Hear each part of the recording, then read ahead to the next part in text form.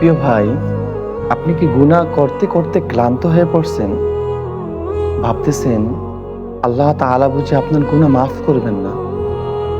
এই চিন্তায় পেরেশানিতে আপনার ঘুম হারাম হয়ে গেছে। আপনি রবের পথে ফিরতে চান, আপনি আল্লাহর হুকুম মানতে চান। ভাবতেছেন আমি যে গুনাহ করেছি, আমি যে অপরাধ করেছি, মহান রব কি সেই অপরাধ মাফ করবে? এই ভিডিওটি আপনার জন্য। আল্লাহ রাব্বুল আলামিন বলেন, কুল ইয়া ইবাদিয়াল্লাযীনা আসরাফু আলা আনফুসিহিম লা তাকনাতু মির রাহমাতিল্লাহ। হে আমার বান্দা, তুমি কি নিজের উপর অনেক বেশি জুলুম করেছো? ভাবতেছো আমি আল্লাহ তোমাকে মাফ করব না? ভয় পাওয়ার কিছুই নেই। লা তাকনাতু মির রাহমাতিল্লাহ, আমি আল্লাহর রহমত থেকে তুমি নিরাশ হও না। তোমার পাপ যদি হয় সমুদ্রের ফেনা পরিমাণ, আমি আল্লাহ তাআলার রহমত হচ্ছে পাহাড় সম পরিমাণ। অতএব একনিষ্ঠভাবে যদি আপনি আল্লাহ রাব্বুল আলামিনের দরবারে যদি মাফ চেতে পারেন, আল্লাহ তাআলা আপনার কৃত গুনাহ, সমস্ত গুনাহ মাফ করে দিবেন। শুধু তাই নয়, পয়গম্বর মূসা আলাইহিস সালাতু ওয়াস সালামের জামানায় বৃষ্টি হচ্ছিল না। মূসা আলাইহিস সালাতু ওয়াস সালাম তার উম্মতদেরকে নিয়ে একটি মাঠের মধ্যে একত্রিত হয়ে আল্লাহ তাআলার কাছে কান্নাকাটি করতেছেন যেন বৃষ্টি হয়। আল্লাহ সুবহানাহু ওয়া তাআলা মূসা আলাইহিস সালাতু ওয়াস সালামকে জানায় দিলেন যে মূসা, এই মাঠের মধ্যে এমন একজন পাপিষ্ট আছে, এমন একজন গুনাহগার আছে, যে পাপিষ্ট যতক্ষণ পর্যন্ত এই মাঠে থাকবে বৃষ্টি ততক্ষণ পর্যন্ত হবে না।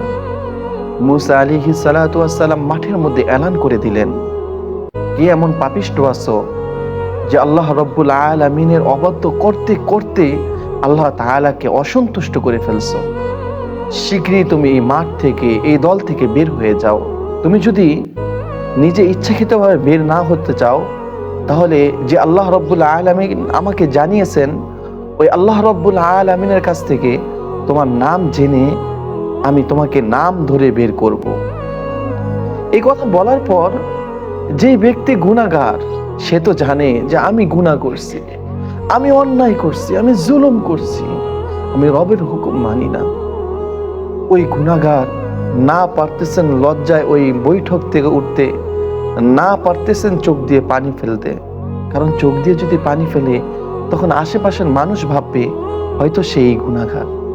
চোখের পানিও ফেলতে পারতেছে না, উঠতেও পারতেছে না, মুখেও বলতে পারতেছে না।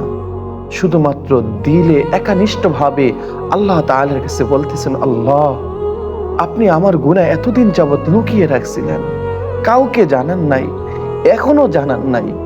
আল্লাহ, আপনার কাছে আমি ফিরে আসতে চাই। হে রব, তোমার দরবারে আমি ফিরে আসতে চাই, তুমি আমার গুনাহ মাফ করে দাও। এভাবে একনিষ্ঠভাবে যখন ওই গুনাহগার বান্দা আল্লাহ তাআলার কাছে বললেন, তো আল্লাহ তাআলা সাথে সাথে বৃষ্টি দিয়ে দিলেন।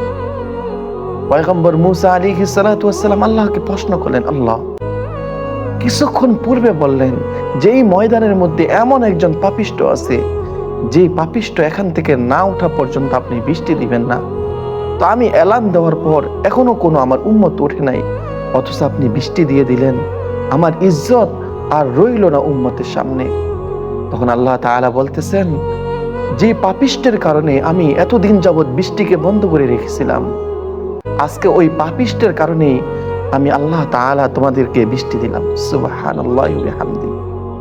অর্থাৎ তার দিলের কথাগুলো, দিলের ব্যথা আল্লাহ তাআলার কাছে কবুল হয়ে গেছে।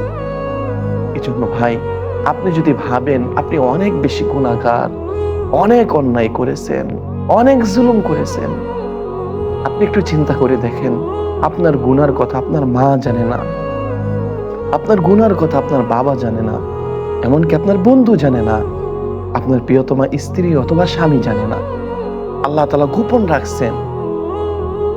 আপনি যদি এখন আল্লাহ তাআলার কাছে মাফ চান, আল্লাহ তাআলার কাছে যদি আপনি দোয়া করেন, যদি ফিরে আসেন সেই রবের কাছে, সেই রব আপনার পিছনের গুনার দিকে তাকাবেন না। আপনার এক ফোঁটা চোখের পানি আপনার 50-60 বছরের জিন্দেগির গুনাহ মাফ করে নিতে পারে।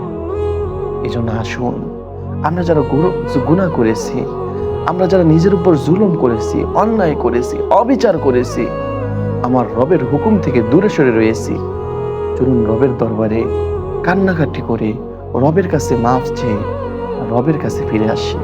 তাহলেই আমার দুনিয়া এবং আখিরাত সার্থক হবে।